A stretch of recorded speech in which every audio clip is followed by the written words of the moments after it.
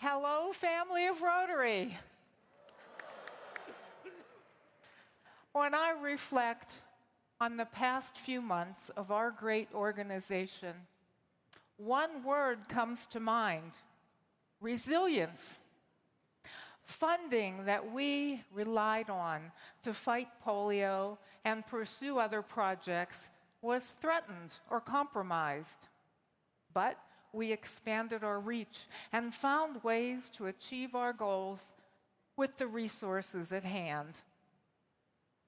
In a time of global conflict and division, we have the courage to stand up for peace.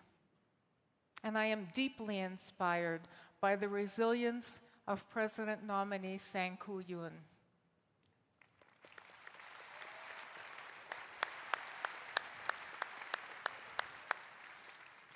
Sang-Koo reminds us that Rotary is greater than any one person. Even in the face of a serious disease, he chooses humility. That is a true tenet of leadership, and I look forward to Sang-Koo's presidential year in 26-27.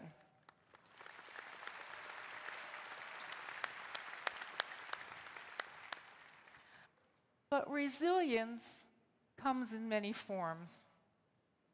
After Mario de Camargo's sudden departure, Rotary filled the position of president-elect quickly, thoroughly, and in accordance with our bylaws.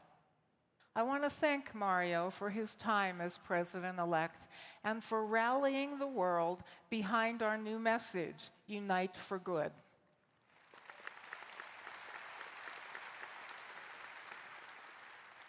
And I am so grateful to Francesco for stepping up when called to lead.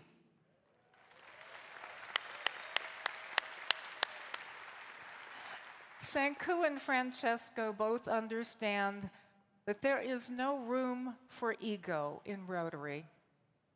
They understand that it takes all of us together to create lasting change.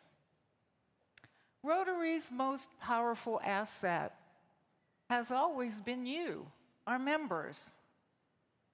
But we are only as strong as the people who stand beside us. So let's take a moment to recognize each other. Turn to the person next to you, smile, and give them a high five or an elbow bump.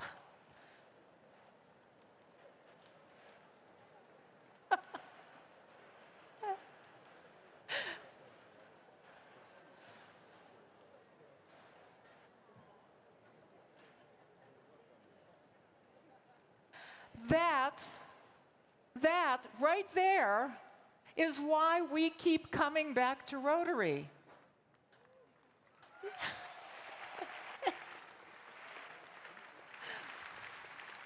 We talk a lot about goals and strategy, but without friendship, without encouragement, none of it takes hold.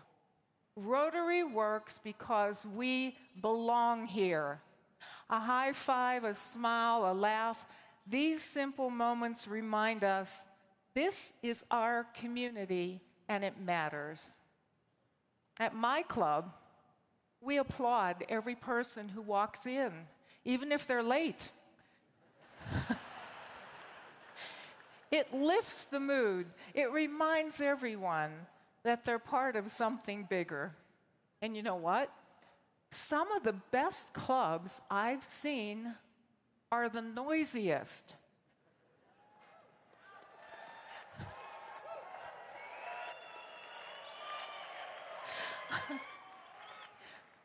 The noisiest, not because they're disorganized, but because people are genuinely happy to see each other. That's the magic. That's the culture we want to create. And let's be honest, most of the time, Rotary doesn't look like this week in Calgary. It's not an international audience inside a stadium. Most of the time, Rotary looks like a Wednesday lunch, a coffee meetup, a service project on a Saturday morning. That's the club experience. And if the club experience isn't right, then we're simply not irresistible. So what makes a great club experience? It's the people, yes, but it's also the traditions, the tone, the culture. Some clubs ring a bell. Others sing songs. Some don't. There's no one right way to be a Rotary Club. But if your club is struggling, it's not enough to copy someone else's tradition. If you visit a thriving club that rings a bell, it's not the bell that brings them together. It's what's around the bell, the energy, the connection, the culture, the sense of purpose. And as we think about what makes a club thrive, we can't forget the importance of mental health. President Gordon showed us the importance of mental health.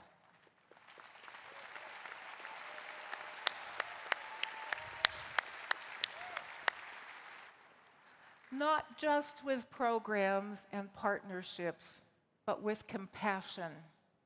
President Gordon showed us the importance of mental health. He reminds us that Rotary has an important role to play to ensure no one struggles alone. Are you okay? Are you really okay? That work continues with each of us. It means checking in, making space for honesty, being the kind of club where people feel supported and safe. Because when we care for each other, in service and in spirit, we build a Rotary where everyone can thrive. Beyond mental health, improving your club experience is impossible without awareness. And that means asking some hard questions. Are we inclusive? Are we joyful? Are we showing up for one another? Are we living the values that we talk about? And once we've asked the hard questions, we act. The Rotary Action Plan is what can help us. It's a tool for reflection, for building alignment, for sparking meaningful conversations about where you want your club to go and how to get there. And here's something else. To keep growing, to stay simply irresistible, we need to innovate. Innovation is about reimagining how we connect. It's about making sure Rotary evolves with the world around us. If we want to bring in new members, especially younger members, we can't expect them to adapt to us. We must be willing to adapt to them.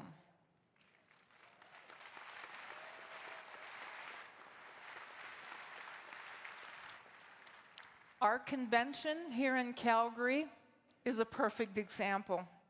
We haven't followed the existing formula for a Rotary convention. That's intentional. We've infused this week with the kind of energy and excitement you might find at a hockey game. Music, lights, live entertainment. We've put more content into shorter time frames with dynamic and different speakers and interactive formats. We're rethinking how we deliver inspiration. So why does that matter? It matters because attention is the new currency. If we want to engage people, really engage them, we need to meet them where they are. That means designing club meetings and Rotary events that are joyful, memorable, and fun. Oh no, I said the word. Oh, thank God. I thought Johnny might pop up. wait a minute. Wait a minute. John Hugo is right. That guy's a piece of work. I'm just glad he's not in my office. Anyway, back to what I was saying. We're not losing our roots. We're growing new ones. Tradition and innovation can go hand in hand. We can honor the past while creating space for the future.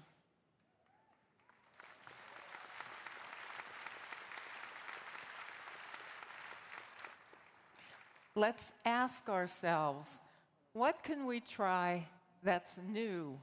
What would make someone leave a club meeting and say, I can't wait to come back? Let's be bold enough to experiment, take risks, and lead with curiosity. Because innovation isn't a departure from who we are. It's a deepening of our mission. It's how we make Rotary irresistible for generations to come. Even strong clubs experience conflict. That's not failure. It's part of being a family. And what matters most is that we stick together. Whether we trust each other and enjoy each other's company enough to keep showing up. You've heard me call Rotary my family, and that's not a metaphor. After a divorce, Rotary gave me the community I needed. I don't have children of my own, and you saw my biological family is very small. So when I call you my family of Rotary, I mean it.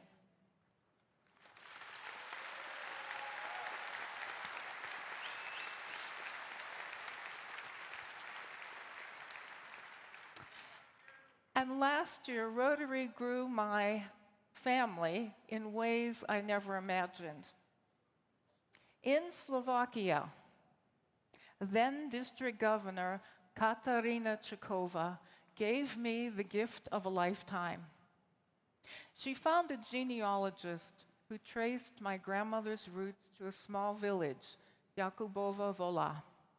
She organized a visit, and when I walked into the town community center, locals in traditional Slovak clothing welcomed me with song.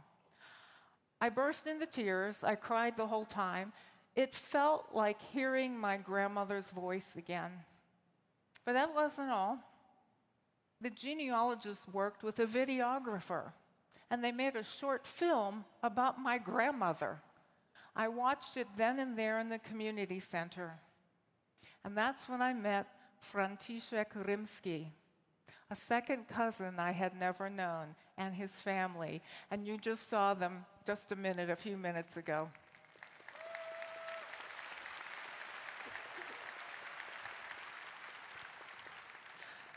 Meeting him felt like a lightning strike. He showed me his home, which happened to be the house where my grandmother was born. He showed me old photos of my father, my uncle, faces that I hadn't seen in decades. And that wasn't the only reunion Rotary gave me. Earlier this week, I told you about my trip to Manitoba, where I met more relatives, some for the first time. I visited the land my family once farmed and saw their resting places. My family tree grew because of my Rotary family and the magic of Rotary.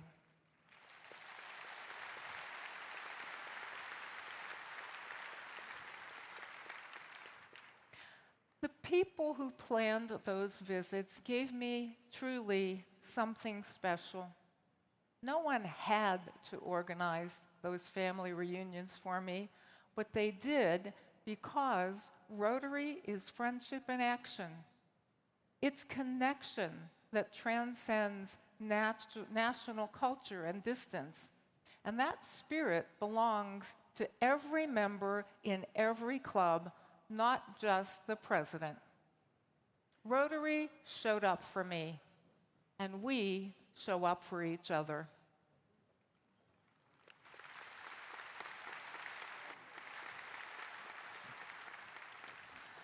like we did for Andreas Breseño, the Rotary Club of Woodlands in Houston, Texas. If you read the April magazine of Rotary, you know his story. Andres was in a terrible car accident, put into a coma just 3 days after founding the Rotaract Club of the Woodlands. When he woke up, the nursing staff asked him if he was famous. "You had so many visitors," they said. "That's not normal." But it is normal for us. His Rotary family visited him every day. They stood by his mother. They raised money for his physical therapy. They never let him feel alone.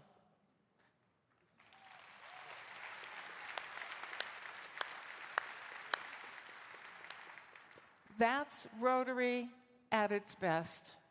That's the power of belonging.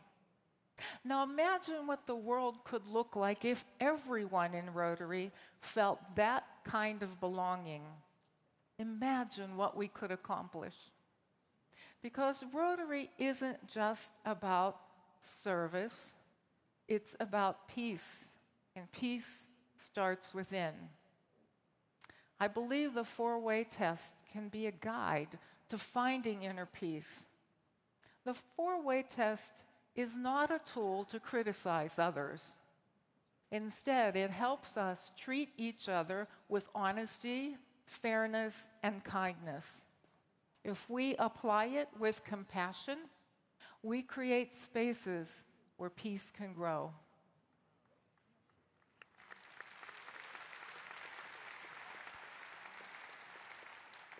And our peace work is growing. Our work with the Institute for Economics and Peace has trained over 300 positive peace activators in more than 60 countries.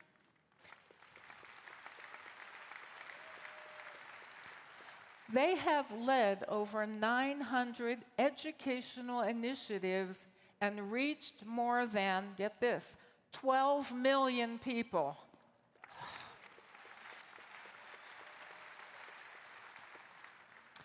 Our own Rotary Peace Fellows are driving change around the world. We've just opened a new peace center at Bahçeşehir University in Istanbul. And earlier, you heard about our plans to open yet another peace center at Symbiosis International University in Pune, India.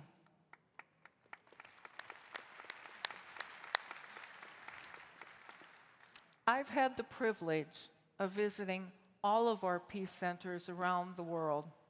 They're all amazing. Every time I visit a peace center and meet students there, I think to myself, what in the world was I doing when I was 25? Oh. Programs like Rotary Youth Exchange and Friendship Exchange give us global perspective. We have Rotary action groups that address the root cause of conflict, from disease to illiteracy. Our peace polls remind communities that a better world is possible. May peace prevail on earth. So don't underestimate what you can do. You don't need a title. You just need the will. And we have to keep that will focused, because our greatest promise to the world is still unfulfilled: the end of polio.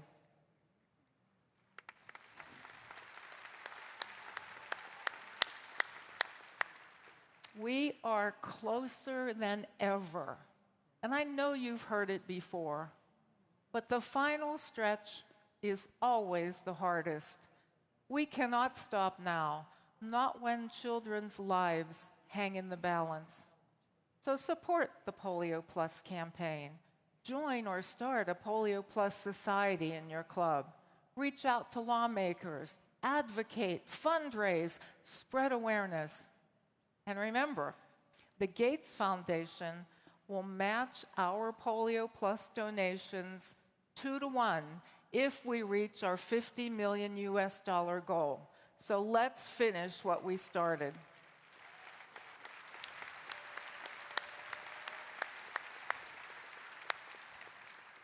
Our belief that we can end polio once and for all matters. Our integrity matters. Our defense of public health, of service, of peace, all of it matters. These are not political positions. These are Rotary values, and we're going to stick to them no matter what.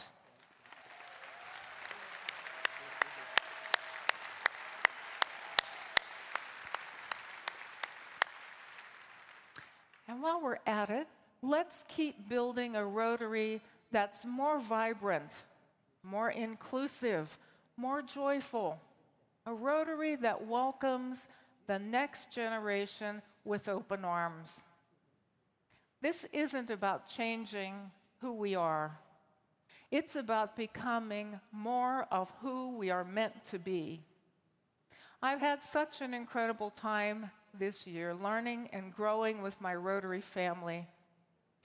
And now it's time to pass the torch to Gordon. Thank you for your guidance and your friendship.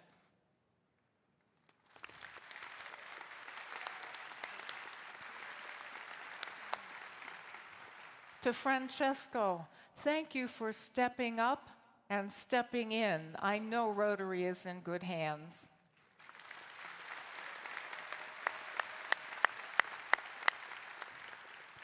To the Rotary staff, you have supported me every step of the way. You've organized the past few years of my life and this convention, and I am endlessly grateful.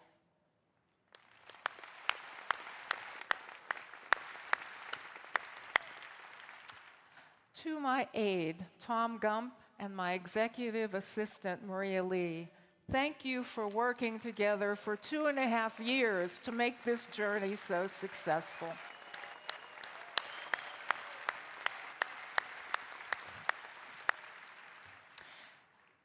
And to members who hosted me and organized visits around the world, thank you. You welcomed me with open hearts and open homes. You found family that I had lost. You gave me so many gifts, and I treasure each one, including the gift of your time.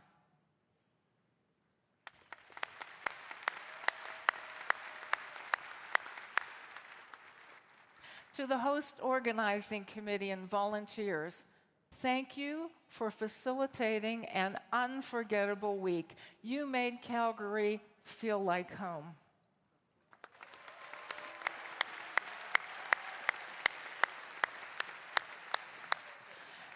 And to all of you, thank you for sharing the magic of Rotary with me. From health workers in Karachi to Peace Fellows in Tokyo, you are proof that Rotary's reach is truly global. Even though I won't be president much longer, I will always be a proud member of this Rotary family.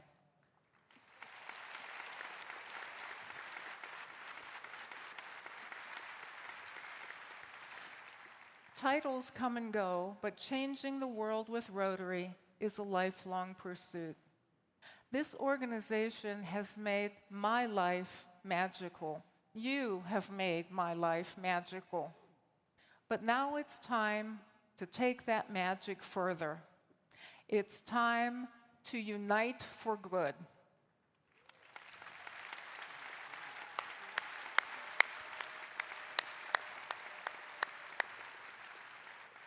Let's finish the fight against polio.